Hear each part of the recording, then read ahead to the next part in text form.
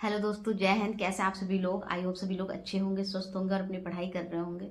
और पढ़ाई इस टाइम पे फुल डेडिकेशन मोटिवेशन के साथ होगी, क्योंकि जो भी लोग UP police, SI steno, SI ministerial accountant और जो कंप्यूटर ऑपरेटर ग्रेड ए का एग्जाम था, जिन्होंने 2024 में फॉर्म फिल किया था, उनका अब एग्जाम है और 6 से 7 दिन बचे हुए हैं। 1 नवंबर को आपका कंप्यूटर ऑपरेटर ग्रेड ए का एग्जाम है एंड 2 नवंबर को आपका यूपीएसआई स्टेनो वाला एग्जाम है। तो आप सब लोग तैयारी कर रहे होंगे। तो एक बार फिर से स्वागत है आप लोगों का हमारे न्यू वीडियो में कुछ जानकारी के साथ। और जैसे कि आप सबको पता है, क्या कल एग्ज़ाम डेट के एग्ज़ाम सेंटर के लिए जो एग्ज़ाम सिटी है उसके लिए लिंक ओपन हो चुका था। तो सभी लोगों ने अपना एग्ज़ाम सिटी चेक कर लिया होगा कि कहाँ पे सेंटर आपका गया है। तो अभी एडमिट कार्ड जो है वो 3 दिन पहले डाउनलोड हो जाएगा। तो आप ले लीजिएगा, डाउनलोड कर लीजिएगा एग्ज़ाम सेंटर एग्ज़ाम से पहले।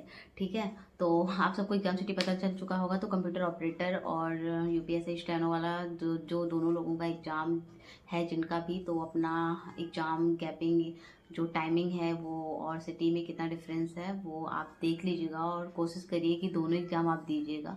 ठीक है।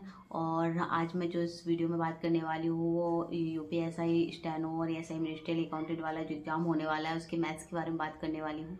क्योंकि मैथ्स एक ऐसा सब्जेक्ट है कि बहुत सारे लोगों को बहुत सारी दिक्कत आती है और इसमें जो है मैथ्स का वेटेज है और अच्छा खासा है। तो उसके बारे में चर्चा करूँगी कि कैसे ही आप बचे हुए 6-7 दिनों में आपको मैथ्स का रिवीजन करना है। और क्योंकि मैथ्स एक ऐसी चीज़ है जो आप पहले से ही जिसकी आप तैयारी करते हैं और पहले से आप लगाना स्टार्ट करते हैं, उसका प्रैक्टिस करते हैं, तभी आपको आ पाती है।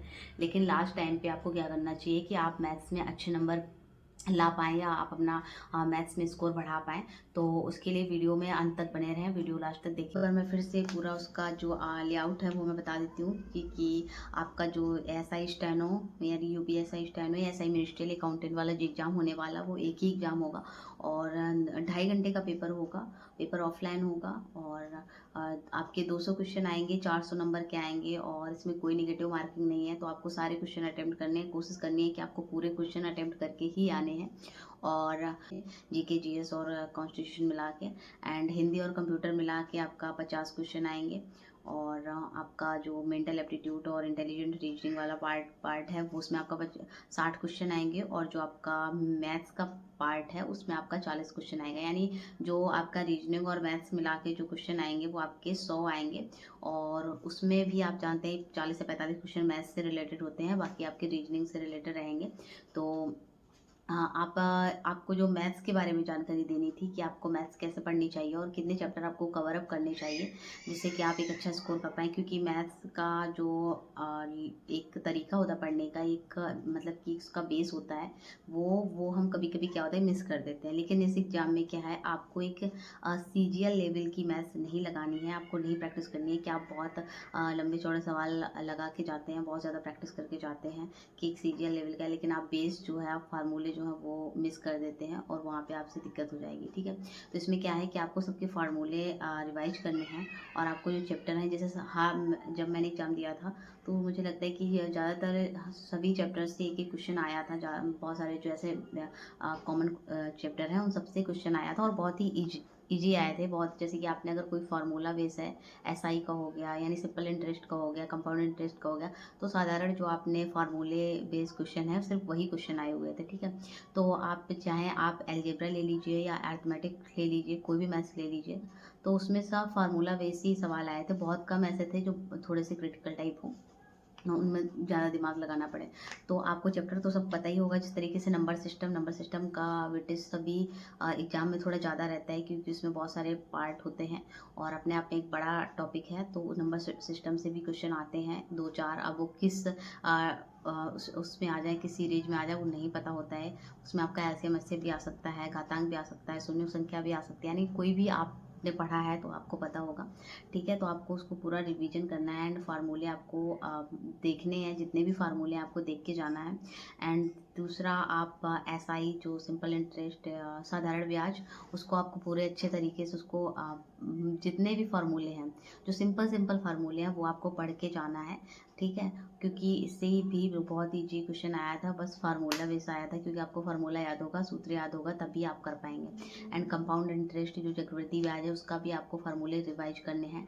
एंड बाकी जो चैप्टर हैं, जैसे कि मिक्सचर हो गया, मिस्टर टाइम एंड डिस्टेंस हो गया, जो समय दूरी चाल हो गई, ठीक है। एंड पाइप, ट्रेन, और जो बोट, ट्रेन, बोट, पाइप, टंकी, नल वाले जो क्वेश्चन आते हैं कि 1 घंटे में इतना भर सकते हैं, 2 घंटे में इतना भर सकते हैं, तो इस तरीके से जो इजली वाले क्वेश्चन है वो आप कर लीजिएगा, ठीक है। एंड प्रॉफिट, लॉस, डिस्काउंट, ये तीनों जो आप जानते हैं कि इसमें भी आपका एक फार्मूले, कुछ सिंपल फार्मूले होते हैं वो आपको याद रखना है, और उससे आपके सवाल होने के पूरे पूरे चांसेस, क्योंकि इसमें बहुत हाई लेवल के क्वेश्चन नहीं आए थे पिछली बार जो मैंने मतलब एक अपना एक्सपीरियंस दिया है। एंड वर्क, जो वर्क 1 घंटे में इतना काम कर सकते हैं, 2 घंटे में इतना काम कर सकते हैं, तो बाकी 4 मनुष्य इतने दिन में कितना काम कर सकते हैं, ऐसे क्वेश्चन आप जानते हैं, इस तरीके के क्वेश्चन आते रहते हैं हर एग्जाम में। तो इस तरीके के क्वेश्चन है, उनके लिए जो फार्मूले हैं वो आपको सिंपल सिंपल पढ़ के जाना है। एंड जो आपका उसमें एवरेज का जो सवाल आते हैं, एवरेज वाले, अनुपात, समानुपात, तृतीय अनुपात, चतुर्थ अनुपात, इस तरह के वो आपको पढ़ के जाना है। एंड आप ये जो हमारा अर्थमेटिक पोर्शन है इसमें आपको इतना देखना है, और इसके जितने भी फार्मूले हैं वो अब आप पढ़ लीजिए, क्योंकि बहुत ज़्यादा मैथ्स लगाने के अब आपके पास टाइम नहीं है।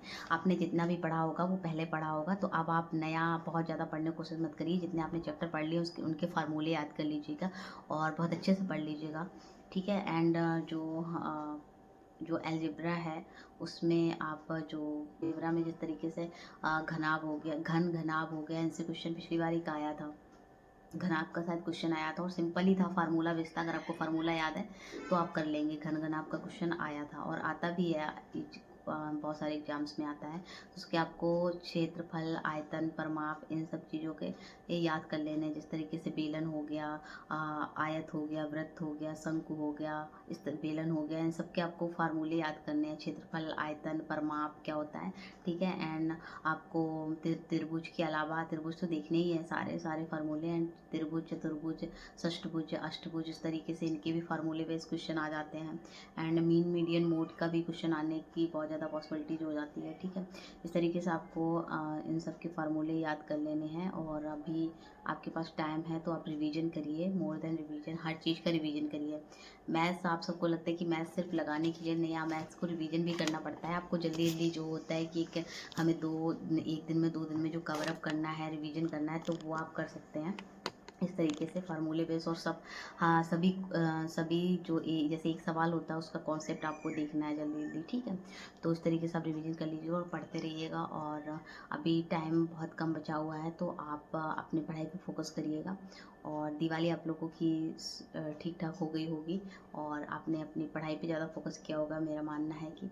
तो ठीक है, मिलते हैं आप लोगों से नेक्स्ट वीडियो में नई जानकारी के साथ। आप लोग अच्छे से एग्ज़ाम दीजिएगा और best of luck. Thank you. जय हिंद।